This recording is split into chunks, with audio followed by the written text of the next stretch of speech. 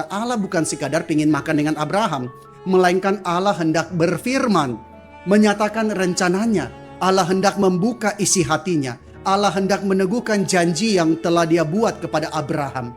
Maka di sini memberitahu kita pula bahwa dalam persekutuan di gereja, yang paling utama dan yang terutama ialah harus ada firman Tuhan.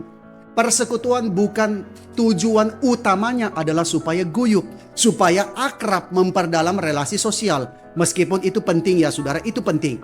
Bukan berarti itu tidak boleh. Itu penting juga. Karena apa? Tuhan menciptakan kita, Tuhan menempatkan kita di antara manusia yang lain. Kita perlu persekutuan.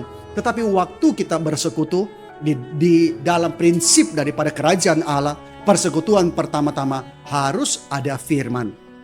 Nah, pada kunjungannya ini apa yang Allah lakukan? Allah meneguhkan janjinya kepada Abraham.